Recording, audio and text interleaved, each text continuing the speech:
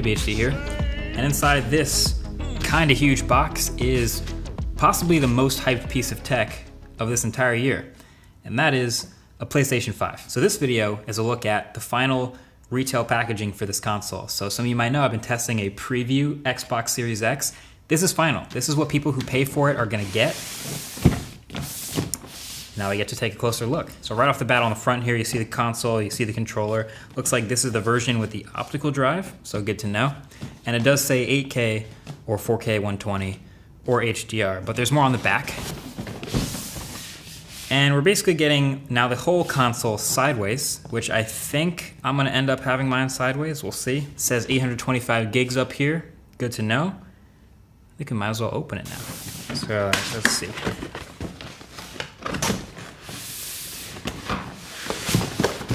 Alright, so at the top here, there's a little cardboard box.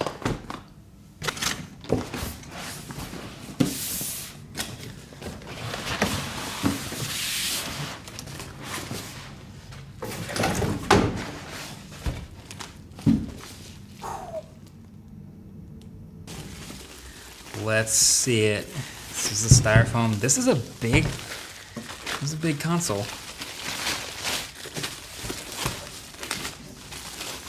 Ooh, that is pretty nice actually, but it is huge. Dang.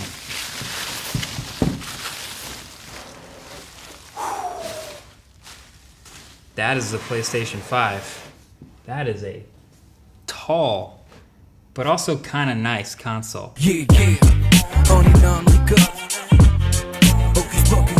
So yeah, I do like this build. My original reaction to seeing the unveiling video was more strong. I think I called it like an alien spaceship in my first impressions, something like that. But seeing it in person, I do kind of like it now. But by the way, so in the cardboard box, just to finish off the unboxing, you've got the power cable to plug it straight into the wall, no brick. You've got one new DualSense wireless controller, which we'll get to. You got your paperwork, safety guide, quick start guide, your classics, and then you get an HDMI cable, and then there's this mystery plastic thing, which is actually the dock needed to sit the PS5 flat on its side. Because without the dock, the PS5, it just doesn't have flat sides, so it doesn't really sit totally flat. So in any of the media you see with the PS5 sitting on the side, you always see this little black dock underneath it. That's this thing. So don't throw this out. It attaches if you want it. You can, hide it away if you don't, but you'll probably want to have this around if you ever switch to it sideways someday. So, all right, finally seeing the PS5 in person, a couple things strike me. The size is number one still. It is gigantic, but also the textures. It's a matte finish again on the white outside part, and then the inside is very glossy, as you can see with the reflections.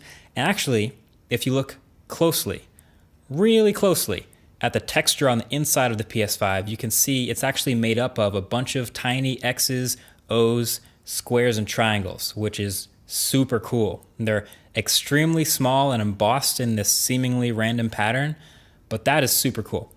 You can see all the ports on the back with the heatsink around it, power at the bottom, one HDMI, Ethernet, and 2 USB, and then all the way up at the top is a Kensington lock. Then at the front is your full-size USB, your USB Type-C, and then at the bottom, the disk eject button and the power button. So with that disk drive you have on the side for your physical games, you do get eject button still.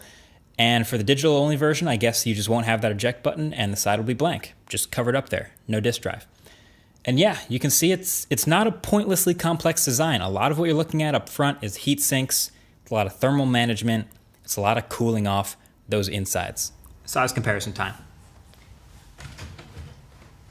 PS4 Pro, it's got a dbrand skin on it, but this is the size of the console that I've been using. It's definitely slimmer, and just this monolith, oh, it's heavier too. The PS5 is heavy, and it's definitely gonna be taller, wider. It's bigger in every dimension, and it's heavier. And I guess it really depends on what underneath your TV looks like about whether this height difference will matter to you or not, but that height difference is real. If you're putting it underneath something that didn't have enough clearance before, airflow will be even more restricted because of the size of this thing. Xbox Series X, this one's an even more impressive difference here.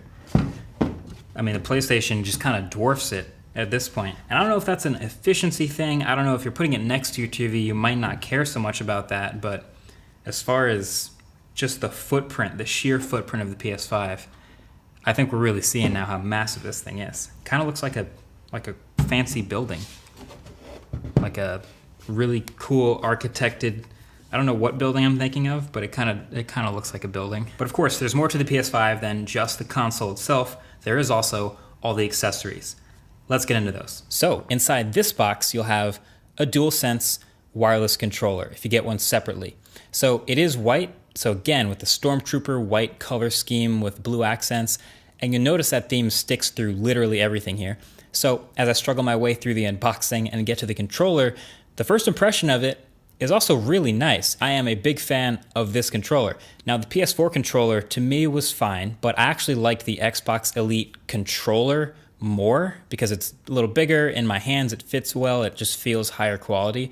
So I was hoping actually for a bigger, more solid PS5 controller, and that's exactly what we got. It's more comfortable, the stems are a little bit longer, it's a little bigger, but it is still really lightweight, so that hasn't changed. But to me, yeah, this controller is a pretty huge win. You can see the layout is basically exactly the same. Triangle, square, circle, X on the right, arrows on the left, trackpad in between, dual joysticks. And then around the back, there's no removable back anymore. It's just a built-in rechargeable 1500 milliamp hour battery. And the port to charge is thankfully USB Type-C. Now I'm excited to test this controller's haptic feedback and new improved triggers and the responsiveness and all that stuff. But as you could probably tell already, the embargo for today's video is just unboxing and hardware, so I can't show that yet. But yeah, for now, the triggers are a little more firm. But anyway, a couple other things you might notice. The microphone's still at the bottom here. There's still the speaker and the PlayStation button, but now there's no more LED light on the back of the controller. That was like a staple of that controller. Instead, the light is behind the trackpad now.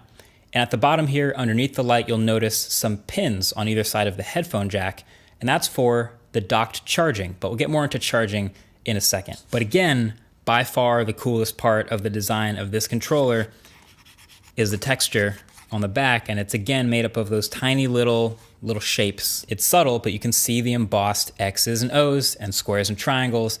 This is something you might honestly never notice if you were never really taking a super close look at the controller, but it is there and it's giving you grip. That is a nice touch. Sony also made a DualSense charging station to charge two controllers at once, which is very smart. I've never actually had any sort of dock for my controllers, so for me they always just kind of sit around next to the console, plugged in via USB to charge. But I think for two controllers, I'm probably going to want to get this thing. It comes with the dock itself and then a pretty long power cable and brick, which plugs into the bottom. The controller lines up the pins at the bottom with the pins on the charger, and it just pops right on. And it faces upright so you can see the charging LED color behind the trackpad to know if you're done charging or not. It's great.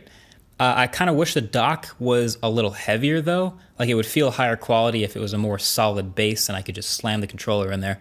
But the rest is great. You're freeing up USB ports on the front of the console, and if you can spare another wall outlet for this charger, seems like a good buy. Also, the click-in is very satisfying. Oh, they should have done magnets though. That would have actually been kind of sick if they had MagSafe technology in the PS5 dock. You could just drop it in there and it would line up on its own.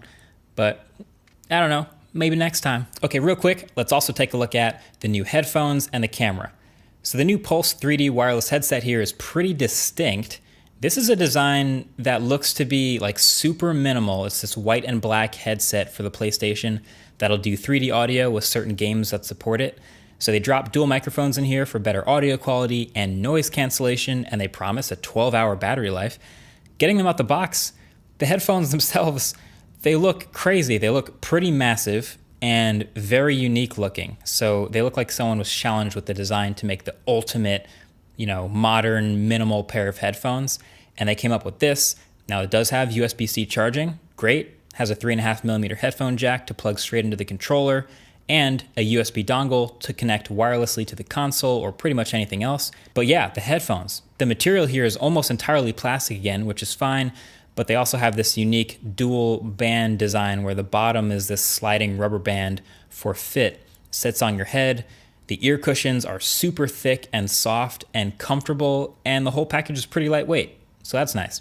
USB-C charging, microphone mute button. All the controls are at the bottom, including the sliding power and the LED indicator. It's all in the left ear cup. It's really sleek and pretty cool, but I don't know. I feel like I'm not gonna use these no matter how nice they make them, but maybe I'm wrong. Maybe, do you guys use the Sony PlayStation headphones, or do you use third-party headphones, or just use the speakers on your TV? I'm kind of curious what that ratio is like. Maybe let me know in the comment section below.